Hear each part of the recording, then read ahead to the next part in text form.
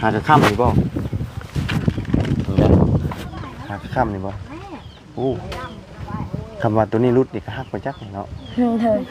ฮะ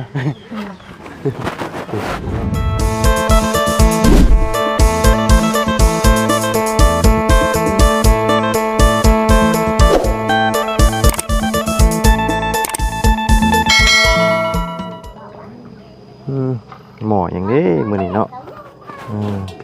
โอ้หน่อไม้ต้มหน่อไม้เวลาดีเนาะสงสัยขายบ่เบิดเมื่อวานนี่พี่น้องเอ้ยเนาะเป็นจังไดมื้อนี้พี่น้องเอ้ยอยู่เฮือนอยู่ซานเบิดกูคนนะมื้อนี้เนาะเพราะว่ามื้อนี้วันอาทิตย์เนาะพี่น้องเอ้ยแดดซับมื้อนี้โอ้เป็นต้มหน่อไม้เนาะเพื่อนอยู่ชานเบิดจุกุทุกคนมื้อนี้บ่ได้ไปไสวันอาทิตย์นี่เป็นหยุดเนาะเป็นมื้อพักผ่อนเข้าพระเยซูเพิ่นว่าเนาะแต่ว่าทางน้องทายนี่บ่อยู่พี่น้องเนาะทางน้องไม้ก็บ่อยู่เนาะบ่เห็นเนาะ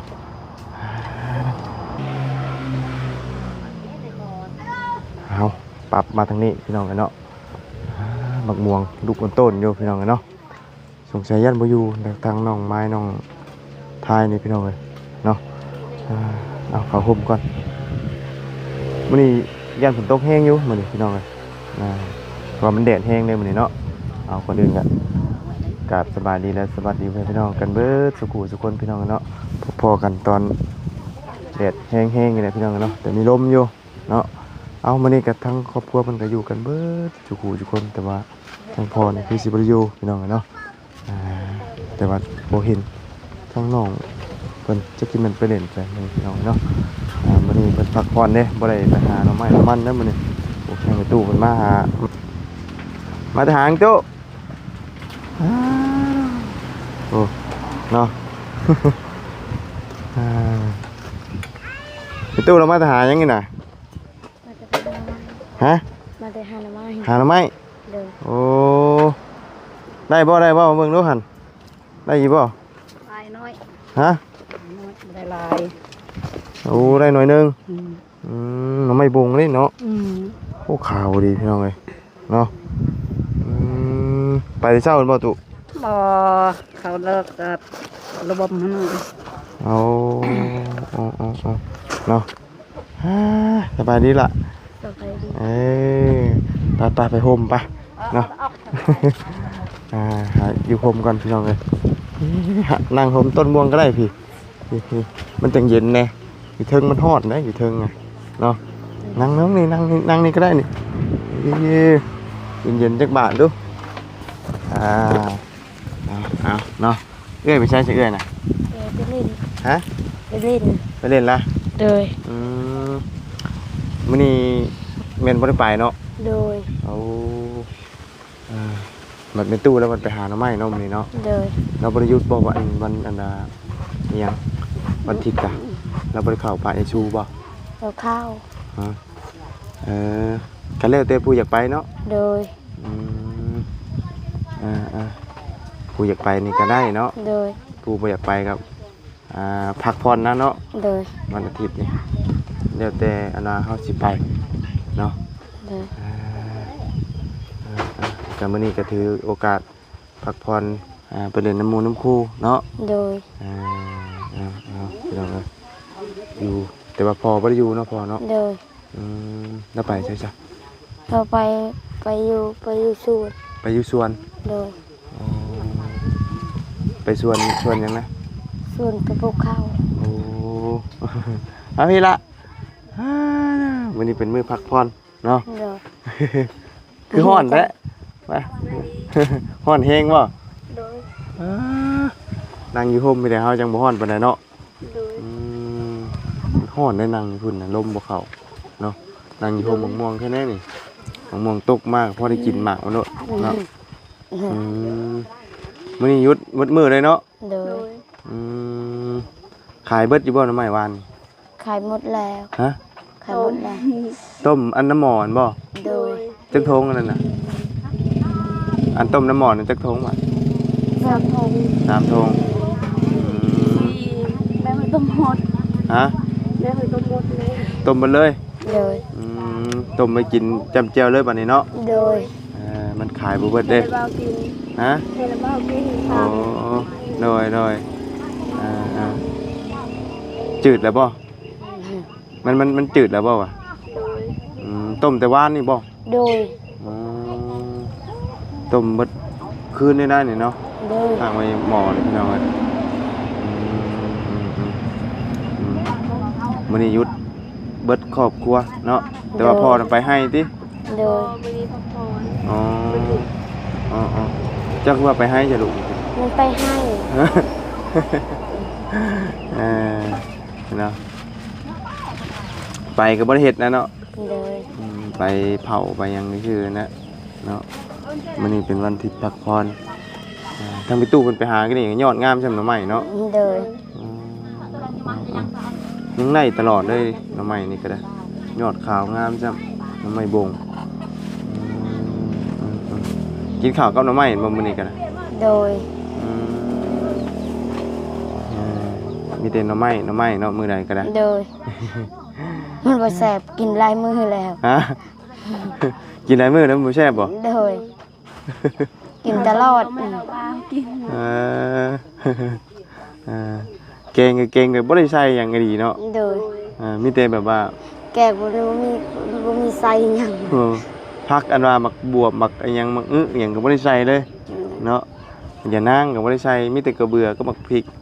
ปลาแดกเนาะปลาแดกใส่บ่ปลาแดกใส่อยู่ใช่กันดีก็ใช่ บ่มีก็บ่ใส่บ่ โดย มันเป็นกินอยู่บ่ มันบ่มี เออโดยเอาเนาะเมื่อวานนี่ก็เห็นทางน้องเพิ่นก็ถือว่าได้หับเงินจากไผวานนี่จื้ออยู่บ่ผู้เพิ่นมอบเงินให้วานนี่ เบา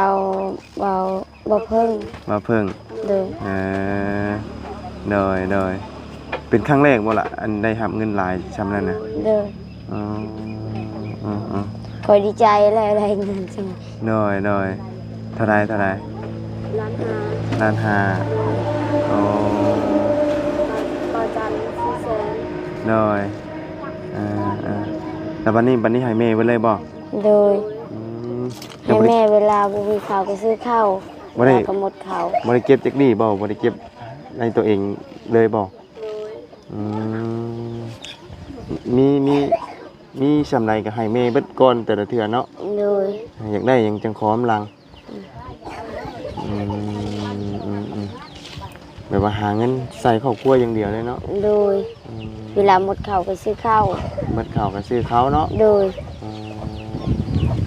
โดยตอนนี้ที่ว่ายังบ่ได้ซื้อข้าวเนาะ โดย แต่ว่าเป๋านั่นน่ะเลยครึ่งแล้วบ่ โดย โดยเพราะว่ากินหลายคนเนาะ โดย ทั้งในตู้เพิ่นนำพร้อมเนาะ โดย เบิดทุกคนเลยนึ่งบ่อนเดียวแล้วบ่ล่ะอันเราบ่ได้นึ่งเนาะ โดย กินเฮ็ดกินนี่กินน้ำกันไปเลยบ่ โดย อันหน่อไม้เราไปหาแล้วก็ไปหามาขายบ่ โดย โดยเรื่องของอยู่ของกินนี่แม่นน้ำกันไปเลยเนาะ โดย คือบ่ได้แยกกินข้าวกินน้ำอยู่น้ำกันเป็นแม่ของแม่เจ้าบ่ได้ว่านี่น่ะอันในตู้ในตู้นี่แหละเป็นไม่เท่าบ่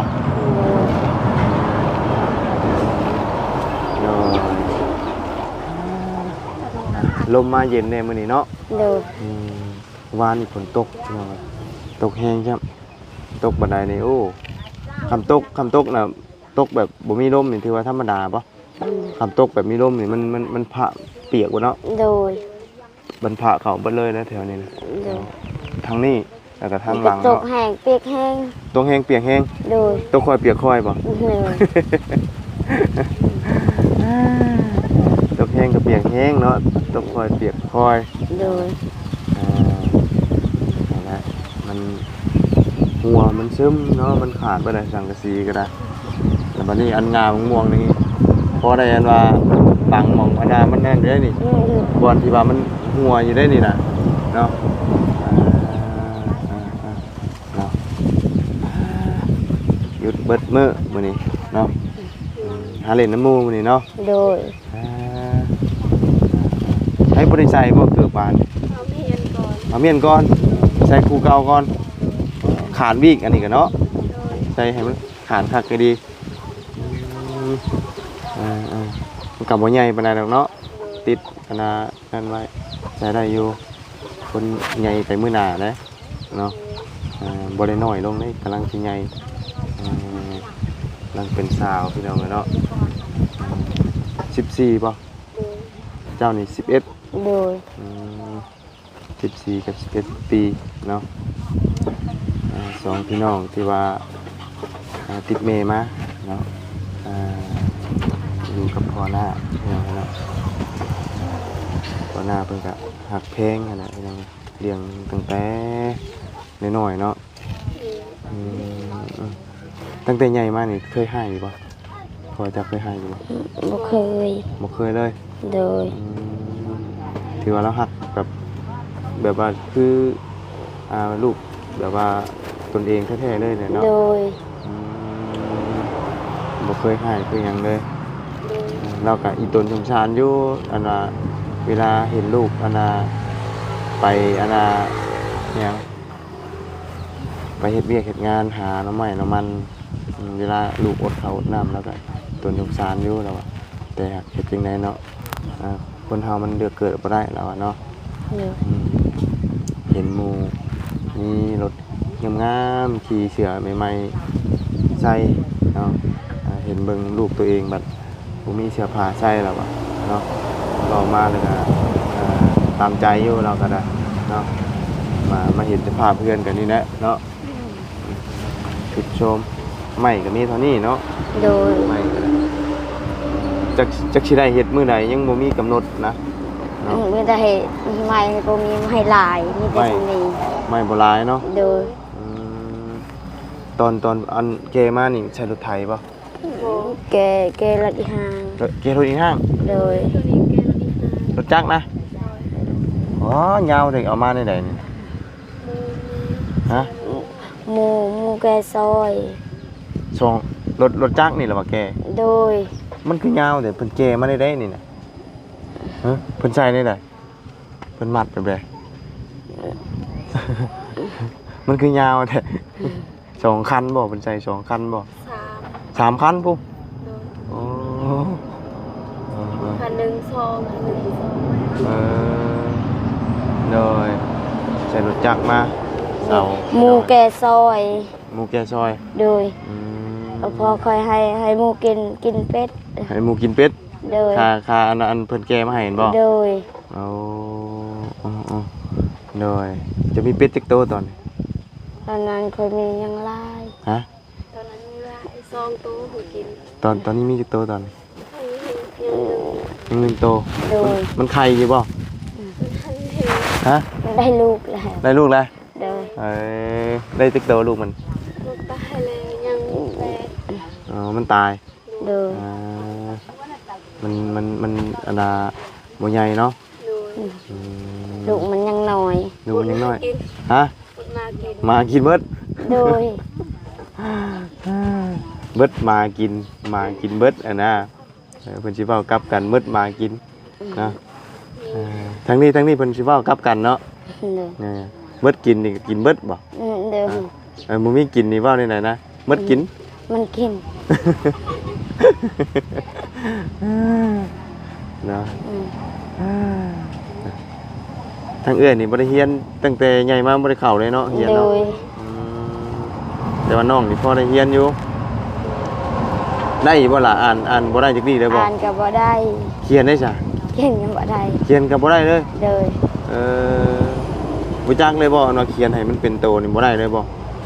บ่ได้ ตอนเรียนนั่นบ่ได้มันบ่ได้เลยบ่ซะ เคยเรียนตอนเคยเรียนเคยได้แล้ว ได้อยู่บ่ โดย ตอนเขียนตอนเรียนหั่นนะ โดย วันนี้มันออกแล้วบ่เป็นเลย โดย อืมเนาะเอา ห็นได้เรียนแล้วก็บ่เป็นเนาะ โดย ปสามหนูจะออกนะ โดย อืมมันยากเนาะคนเรียนชั่วโมงนี้มันสิเป็นคำบอเอรีรอนะพี่น้องเนาะ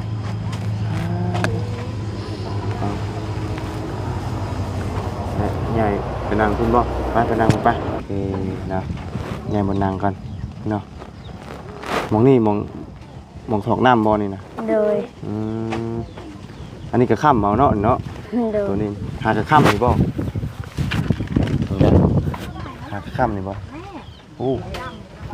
คำว่าตัวนี้รุดนี่ก็ฮักไปจักนี่เนาะ โดย ฮะเนาะทีมคำรุดนี่ฮักก็ได้นี่ โดย มันดอกบ่ได้เนาะเคย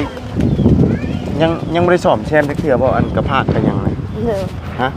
อันกระพากมันขาดมันยังบ่ได้สอบจักเทื่อบ่ โดย ไม่นี่ตั้งแต่หลายปีเลยบ่เคยเปลี่ยนเลยเนาะ โดย จนกุดจนขาดตัวใดก็ได้ถือว่านักหน่วงเวลาฝนตกมานี่ก็ต่ำไม่อะนะอันเพิ่นแนบไว้นี่ก็มันเคยตกอยู่บ่ เคย เคยบ่ โดย เวลาลมมาแห้งอะนะ โดย เวลาโนมหาแห้งคน อืมอันนี้เราห่างใส่ไม้บ่ โดย อันใส่อันว่าอันสังกะสีไว้นะสังกะสีนี่บ่ได้ตอกเลยเนาะ โดย มีแต่ทับเอาไม้ทับเอาซื่อ โดย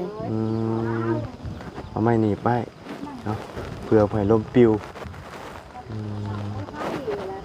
อันนี้คือใหญ่อยู่กับเพื่อนนี่เลยเนาะชูเจ้าเนาะ โดย อืมตอนแยกพอแยกทางก็จำบ่ได้เลยเนาะ โดย 5 ปี 6 ปีแต่ว่าจำชื่อบ่ได้เลยเนาะแต่ว่าชั่วโมงนี้เห็นแล้วเนาะหน้าพอเนาะ โดย เพื่อนเฒ่าแต่บ่เฒ่าแต่บ่ฮะจำไรเพิ่นเฒ่าจำไรพอเจ้า ไปกับผม เจ้าจักอยู่บ่เห็นอยู่บ่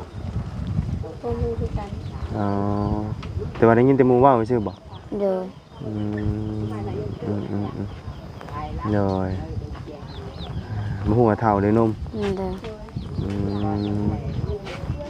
มยังบ่ได้เห็นเนาะตั้งแต่ขาใหญ่มานี่เลยเพิ่นก็มีครอบครัวใหม่เนาะ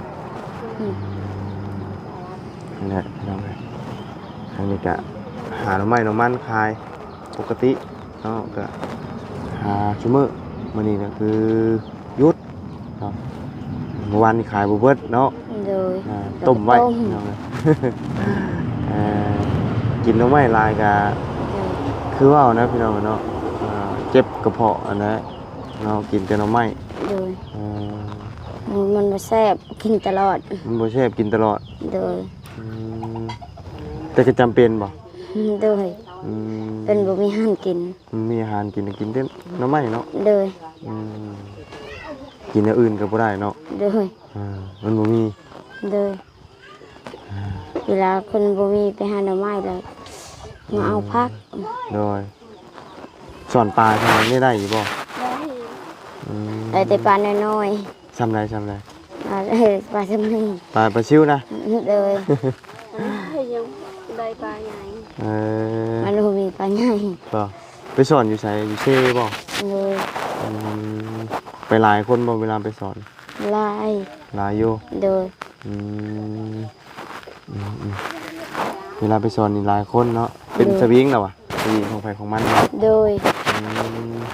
สอนเอาหอยเอาหยังพร้อมเลยเนาะ โดย หอยกันหน่วยน้อยๆแต่เพิ่นเอิ้นหอยหยังอ่ะอันน้อยๆซ้ำนี่อันนี้ก้นแหลมๆเพิ่นเอิ้นหอยหยังอยู่พี่ก้นแหลมๆมันแน่หน่วยน้อยๆอันนี้มันคือหอยจูบมันแน่เพิ่นเอิ้นหอยหยังเห็นนะเพิ่นไปสอนมาหน่วยน้อยๆนึงนะแต่ว่าเอามากิน โดนตะไคร้ ฮะจักอยู่บ่เคยเอามากินอยู่บ่เจ้า ผมเคยกิน มันบ่ได้ โอ้โดยเอาจ้ะเนาะมีแต่มื้ออื่นไปหาหน่อไม้หน่อมันต่อเนาะ โดย ช่วงมันออกลายนี่หาได้ลายแบบว่า ขายอยู่นี่แหละบ่ได้อันว่าขายให้เบียดบ่ ขายโล ขายเป็นโลบ่ โดย โอ้ หมูมาซื้อโล เพิ่นซื้อโลเท่าไหร่ช่วงมันหลายๆนี่ โล2,000 3,000 จักยอดเฮาสิได้โลหนึงบัด ได้หลายแน่ เออระหว่างขายเป็นถุงกับเป็นโลนี่มันต้องเป็นถุงอันว่ามันได้เงินกว่าเนาะ โดย อ่าเพราะว่าเป็นโล ขาย นี่ ทงบ่มีคนซื้อ โอ้ช่วงนั้นบ่ โดย โอ้หน่อไม้มันหลายโพดเนาะ โดย ช่วงนั้นนี่หน่อไม้มันหลายเนี่ยเฮาเฮ็ดเป็นธงคายนี่แม่นบ่ได้ โดย ต้องมีแต่ติดเป็นกิโลอันเวียดเพิ่นมาหับซื้ออย่างเดียว โดย อืมคือตอนนี้หน่อไม้ยังบ่ทันหลายแต่เฮายังพออันว่าเฮ็ดเป็นธงขายได้เนาะ โดย อืมมันก็อิงตามฤดูกาลมันเนาะเอาจ้าพี่น้องเลยเนาะมีแต่ที่เดินทางก่อนบัดนี่พี่น้องเลยทั้งอนาบ่เชียงกันไปนั่นพี่น้องเดินทั้งเงินมาสอนเนาะมีบ่บนมาอยู่ในรถเดี๋ยวถ่าเพิ่นมาเพิ่นแหละเดี๋ยวบ่ายจะเอามีให้ต้มเด้อ โดย พอได้ต้มกินกับข้าวเนาะ โดย กินกับข้าวบ่มี มีหันกินให้กิน ฮะกินกับข้าวอ่ะ เด้อ ห่อหนึ่งกินจักคนห่อหนึ่งนี่กินจักคน เด้อ กินผู้หนึงบ่ เด้อ จานข้าวจะบ่หรือว่าจำเอาเลย จานข้าว เคยบ่กินข้าวกับกะแลมฮะเคยบ่กินข้าวกับกะแลม บ่เคยค่อยก็บ่เคยกิน หรือว่าเคยกินได้ข้าวกับกะแลมแซ่บได้แซ่บได้มันเย็นๆได้กินข้าวกับกะแลมมา กัดกระเลียมมันหวานๆเย็นเนี่ยเอาเข่าใช้บัดนี่แช่บได้ลองเด้อมื้อหน้าเด้อเดี๋ยวเบียดมาขายกระเลียมเดี๋ยวว่าสิซื้อลองให้ลองกินมึงกับข้าวเด้อ เลยอาหารหลักๆนี่เคยเปลี่ยนอีหยังในหลายแต่ละมื้อนี่นอกจากหน่อไม้แล้วนี่อาหารการกินนี่ ผัก มีแต่พักแล้วก็อีหยังอีกบัดนี่ ปลาเป็นค่อยสอนปลากินปลาบ่ได้สอนกินลูกไม้ โดยพวกของซื้ออันน่ะพวกเป็นซีนเป็นหมูเป็นหยังในโบค่อยได้นั่นได้บ่พวกไข่อันพวกปลากระป๋องนี่นะก็บ่ได้ค่อยได้ซื้อกินเลยบ่พวกหมูพวกหยังนี่บ่ค่อยได้นิยมกินเลย เลย เลยหลักๆเลยมีแต่หากินแบบว่าผักหน่อไม้พวกปูปลาเข้าไปสอนหอยจังซี่เนาะ โด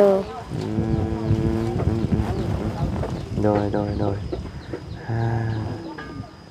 ป้าสาเดียวอันนาจังหน่อยหรือเปล่าอันนาบ่เชียงมาเลยจะเอามีให้เด้อ โดย พอได้ต้มกินพี่น้องเนาะสบายดีเด้อลูกหลานเด้อเนาะมื้ออื่นหาหน่อไม้คือเก่าเนาะ โดย มื้ออื่นจังว่าได้หลายจักบ่ได้ไปมื้อนี้หยุดนี่เนาะมันออกแล้วมันออกทางเจ้าเลยป้าเดี๋ยวอันนาถามไปเชียงมาก่อนพี่น้องเนาะไปเฮือน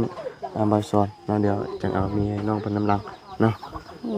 ไปจ้าพี่น้องเลยเนาะมีแต่ถามมาเชียงมาก่อนเดี๋ยวเอามีให้น้องเพิ่นพอได้ต้มกินเนาะ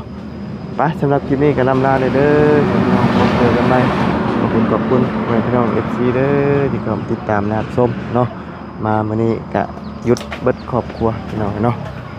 ไปเลยพี่น้องสบายดี